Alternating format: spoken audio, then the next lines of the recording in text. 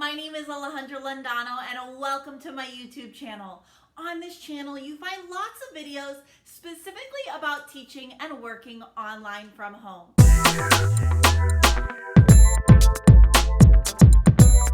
Now, in today's video, I'm going to share some tips on how I stay organized as an online teacher. I work for VIPKid and Outschool, and with both of these companies, I am basically an independent contractor. That means I organize my taxes, I organize my pay, I organize my schedule. I have lots of things that I have to organize, so it's very important that me and my classroom are organized. So in today's video, I'm going to share 5 tips, maybe 6, on how I stay organized as an online independent contracting teacher. Let's get started. Tip number 1 is to find a schedule or planner that works for you. Now, you can do this on paper or you can do it electronically, whichever works best for you. I will share what works best for me, but of course you want to find whatever way to organize your schedule. Or I should say, you want to find a good way to organize your schedule. Now, as I've mentioned in other videos, I'm a very paper pencil person. There are certain things I love doing on my computer and my iPad, but planning and writing out my schedule is not one of them. So I have 3 things I kind of like to do every day or week. My first one is a planner. I have a very simple planner. I don't write in it too much. I basically, in my planner, write down my goals for the month. I write down how much I make each day, and then I write down what days I plan on taking off. I also have a spreadsheet that I use to plan out my schedule. So for VIPKid and Outschool, it is 100% flexible, so I create my own hours. And since I work for 2 companies, I like to make sure I don't overlap those hours. So I have created a spreadsheet, and I'll kind of have a better picture down here for you. Now, if we look at the spreadsheet, I have every day of the week. I always take off Sundays. That's why I don't have Sundays on this calendar or on this spreadsheet. But as you can see, VIPKid is at the top.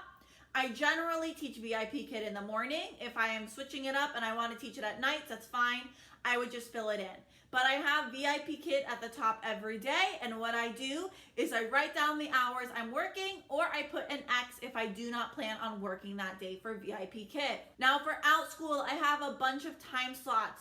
Those are time slots I have worked in the past so far, and if I want to add time slots, I simply write it in, or then I'll print out a new one. But what I do is in each time slot, I write down the class I have scheduled. And then if I end up teaching the class, I highlight it in a color. If I do not teach the class, either due to low enrollments or no enrollments, I simply put an X. And that's a great tool, like I said, to make sure I don't overlap and schedule classes during the same times, as well as it helps me see what times I do the best, what days I make the most money, what classes are doing well on Outschool, what time slots work best for me for VIPKid. So it's a lot of data and I'm able to see it on a weekly basis. So definitely recommend some sort of spreadsheet. And of course you could do this on the computer or you could have it paper like me. Now, the last thing I like to do is make a simple to-do list every day. Now, I either do this on a whiteboard or I get a handy dandy sticky note. So I have little notes that look like this, and it can really be anything. And I write down every single day my plan for the day. So I write down all the VIPKid classes I'm teaching, all the Outschool classes I'm teaching. If I have anything on YouTube or referrals to help, I write all of that down on a piece of paper or a whiteboard every single day. I'm a very big checklist person, and I've noticed when I create a checklist, it really helps me accomplish my goals for that day, and it helps me stay a lot more organized. Tip number 2 is to keep track of your income, your goals, your taxes, and your expenses. So there's a lot of different ways I do this. I'm going to go through each one. For my income, I have created another spreadsheet. On this spreadsheet, every single month, I simply write in how much money I made for VIPKid that month, as well as how much money I made for Outschool that month. That just makes it a lot easier when it comes to tax time. But every month, I keep track of how much money I've made. Now, for my expenses, I want to get a little more organized with this, My goal is to eventually make a spreadsheet for that as well. But usually what I've been doing now is at the end of the year, I print out my statements. I use the same credit card every single time I make purchases for my classroom, and I print those out and I'll go through and highlight all of the expenses I've made for my classroom. And sometimes I print out Amazon as well, because most of my stuff I buy from Amazon.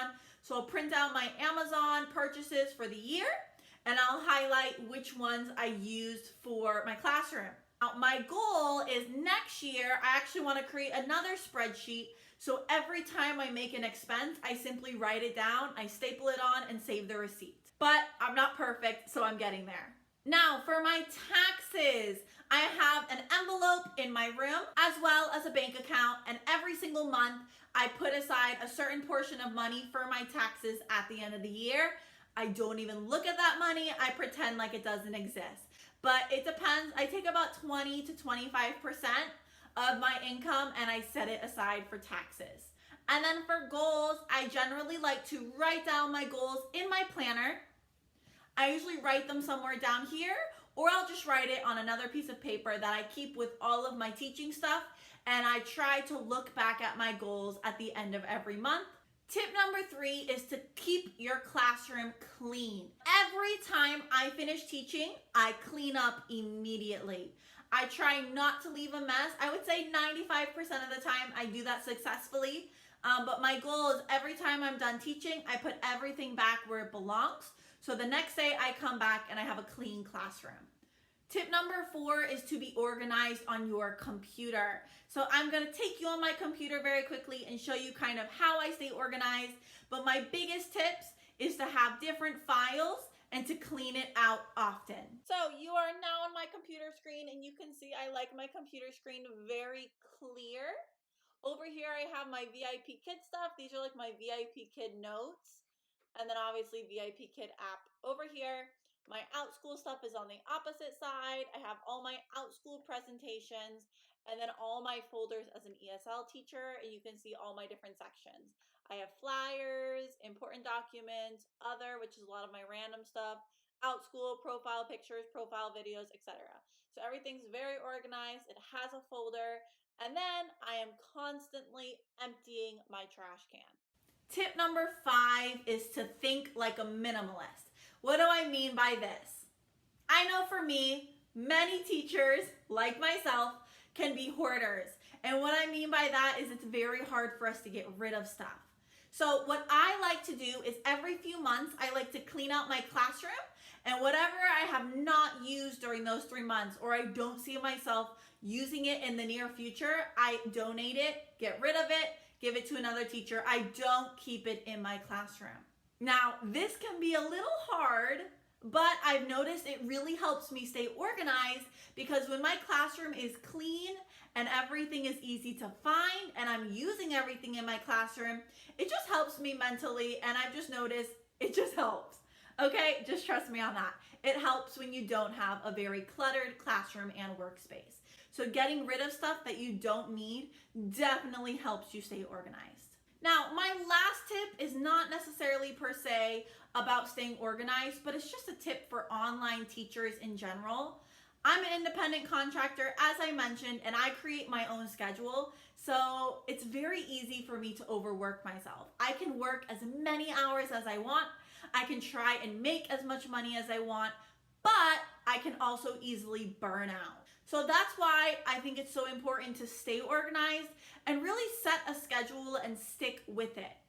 As a teacher, you do not want to overwork yourself. You want to give yourself scheduled breaks and scheduled fun times.